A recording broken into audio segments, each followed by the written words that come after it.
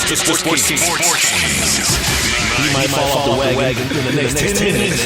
Rob Calloway. It's about bringing talent. It's not about all the flash and glitz and glam. This is Sports Kings. This is NFL legend. Word done. This is your boy D. Howard, a.k.a. Superman. I'm Jerome Bettis, the bus. It's Cam Newton. Holla at your boy already. This is Hank Aaron, and I'm down with the team. Tell a friend, Kings is back. We down with you too, Hammer and Hank. Welcome back into the second hour of the Sports Kings podcast, the first ever Sports Kings podcast brought to you via Spreaker.com. You can find us on Twitter at Sports Kings Live. While you're listening to this, we're on Instagram at Sports Kings Live as well. The email, sportskingshel@gmail.com. In the first hour, we got a chance to talk about a bunch of things. We kind of sprayed to all fields. As far as the topics were concerned, we got into some NBA playoff talk as far as the Atlanta Falcons. There I go again, boy. It's always football season to me. The Atlanta Hawks go. We talked a little bit about Kobe's documentary, Muse. We'll probably get into that a little bit more as in the second hour here. Talked about Dominique Wilkins getting a statue erected outside of Phillips Arena down here in Atlanta. What else did we talk about? We talked about the NCAA, the one and dones, the Big Ten proposing this freshman ineligibility rule, which is crap. Give me a break on that whole nonsense. Thieves. Yeah, but hey, look, real quick, something I want to ask you about, because I know that there's one particular guy, Michael Jeffrey Jordan, that you have always held near and dear to your heart. I know the story. You used to come home every day after school and watch Come Fly With Me, and I know the story. Or Playground. Yeah. Yeah, right. But the news came out today that Michael Jeffrey Jordan is now a billionaire. Well, he's been a billionaire for a while. He just made the Forbes list, the Forbes billionaires list. The Forbes list, right. But this is, look, dude, this is unbelievable. And, and one of the reasons that is so unbelievable to me is that, you have these young kids out here today, right? Never have ever seen Michael Jordan play. They might have seen him now, like on YouTube or whatnot. But it's like they keep going out getting shoes that were out before they were even born, in most cases. Yes, the American way. This is just, That's the American way.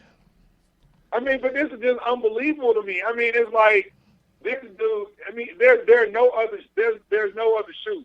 I mean, like a brand like a Jordan. Like there's no other athlete that I can think of that has been able to put out a product that has had the longevity of an Air Jordan. And there will be none. I mean, unless you consider like Foreman, his grills, like that. Yeah, Foreman, he's still doing it with them grills. Cause yeah, I just got a new one upstairs, the all black joint. Yeah, I still rock with Foreman. Now, to be fair, Michael Jordan made the list, but he's like number 1741. That's 1,741 on the list. So there's like over 16, 1,700 people above the list as far as Michael Jordan's concerned. The other NBA owners who made the list are, of course, Steve Ballmer, the $2 billion buyer of the LA Clippers, Paul Allen, the Portland Trailblazers owner, Mikhail Prokhorov, the Brooklyn Nets billionaire. Mikhail Prokhorov, right.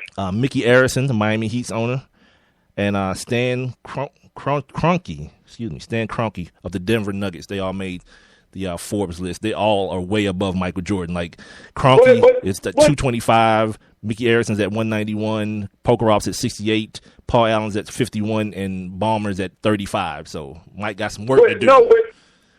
But the thing, but what's so phenomenal about it is the fact that we're talking about businessmen.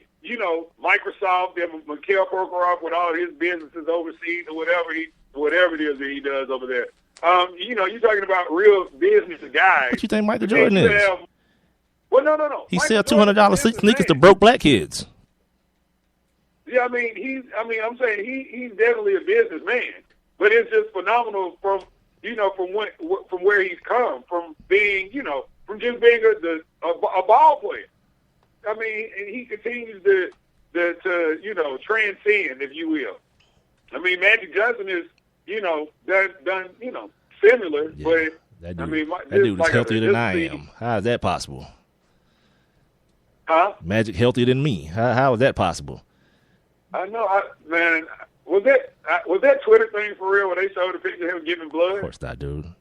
Are you serious? No. Of course not. I just had to ask. I just had to ask. That's overly ridiculous. Like, you know that would have just, you know, I mean, that would have just proved it right there. But Look. yeah, man. So look, you know, first hour, you know, we talked about, you know, the fact that, you know, it's been a while since me and you have actually, you know, been on somebody's airwaves together. Of course, you know, the one thing, you know, that we always used to have fun with when we were doing our weekend show, you know, talking about, you know, our selected, you know, programs of choice, and one of them being Locked Up back in the day on CNBC. My TV watching is everywhere. I'm all over the place with my TV watching. Yeah, I watch. I know you from everywhere from like MSNBC to I wake up in the morning, check out CNN, and make sure, you know, see who's getting bombed across the world. And like right now, you know, Swamp People's on the TV right now. Like Bruce and Ron out there trying to get some big gators. Everything. Oh, I love Swamp People. Yeah, of course, Swamp dude. People is one of my favorite shows. How can you not? This dude is butt naked up under some overalls with like a shag and a gangster rag on his head. How can you not love this dude? Bruce. Yeah. How can you not love this dude? he's like ass naked up under some overalls, fishing for alligators with some Crocs on. That's ironic in and of itself. He fishing for alligators with Crocs on. How would you feel if you met a young lady back in your day when you were single? She told you that she was a gator hunter. Yeah, you can't. You definitely, because it's a couple chicks on here that are married and they hunt gators, and nah, cuz. Right. Because they don't wear no gloves, calluses. Like, you can't even touch my joint with them hands, cuz it's like a sandpaper H. You know, nah, dude, you just can't, dude. The sandpaper HJ. Yeah. Mm-mm. Oh yeah. Oh yeah. So that's the records BJS in the Wild Times. Yeah, Right. I'm with it. But yeah, so okay, so this Cold TV thing, you know, the one thing that's dominating the airwaves right now is Empire. So Yeah, I'm good. Have you watched it? I'm good. Yeah, the old lady DVRs it. You want to watch Empire? No. You watch Empire with me? No. I'm good. Dude, I'm gonna tell you like this. Like Morgan Spurlock is on. Plus, First 48 come on during that time too, I think. So there's that. That's my version of ratchetness right there. Like, seeing like these young black kids going to jail off some dumb junk. Yeah, that's it. Like, I don't need the fictitious. Like you know, what was the movie? The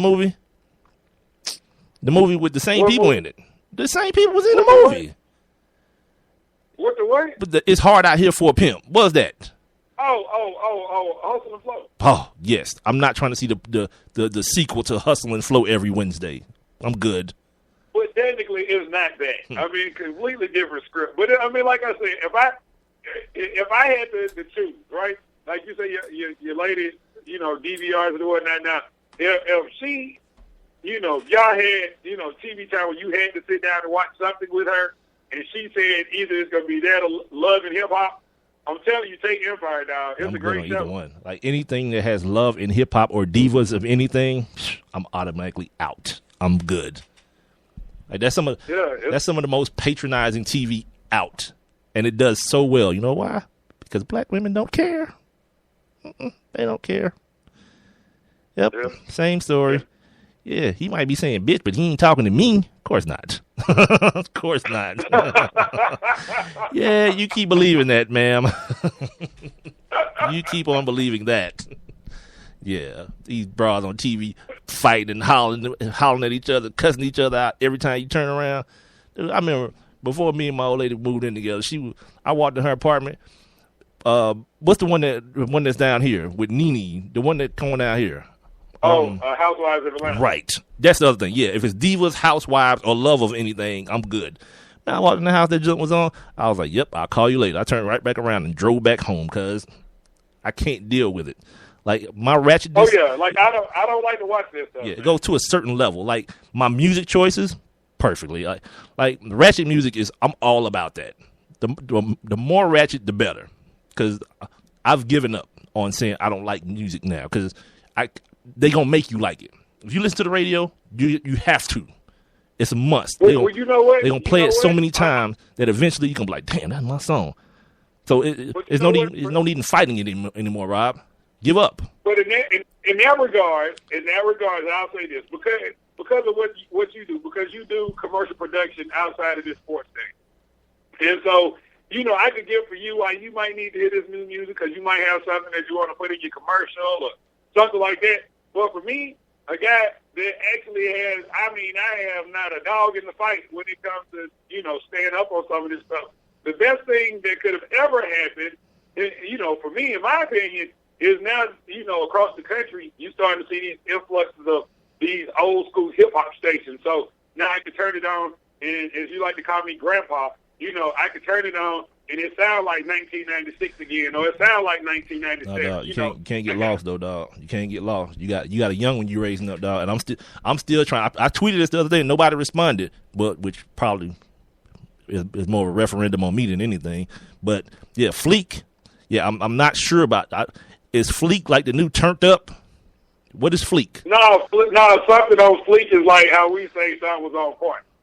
I'll go even a step further. You remember back in the day, like when we were in high school, and you have on some fresh, Nike gear, or you play football. Oh, perfect example. You play football. Okay, so you know how y'all would, have on the little gloves, and y'all get spatted up and have on little accessories. Be sweet or collegiate. Like, ooh, shouted, that's collegiate. Yeah. Ooh, shouted, that's collegiate.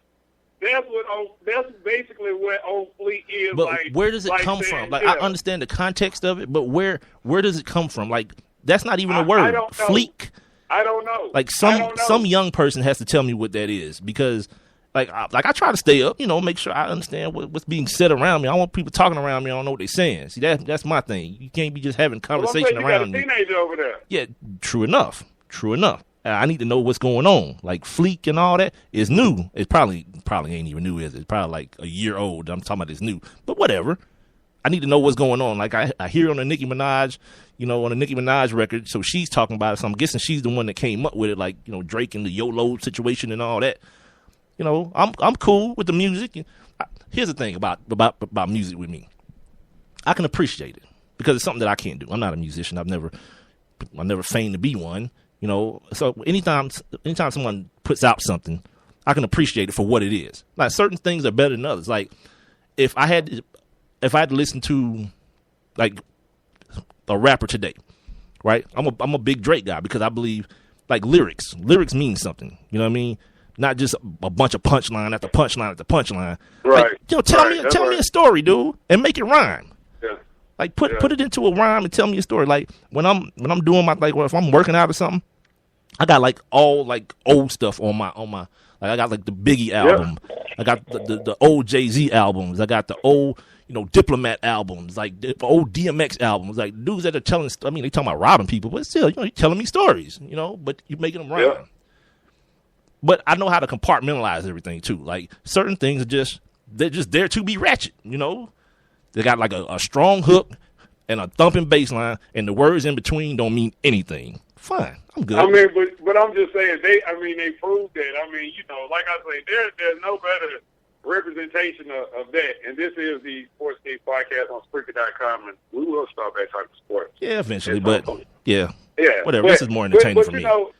But Young Thug proved to me that you don't have to say nothing, one thing in a rap song that have a hit record. No, you don't. Like this dude, like I have no idea what this dude is saying.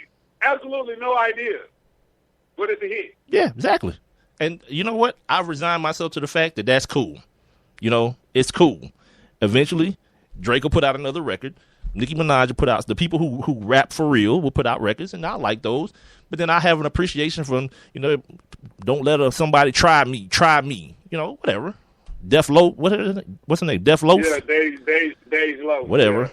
Yeah, see? I can deal with it. It really has no lyrical value to it. She's talking about being a Nazi and all this kind of stuff only because it rhymes now. Not because it even fits in the song. Right. But because what rhymes with this? Nazi. Cool. You're not really a Nazi. You don't even know what that is. Those people, they cooked Jews. You're a ninja. Right. Like, you don't want to be that. if anything, you don't want to call yourself a Nazi. Those people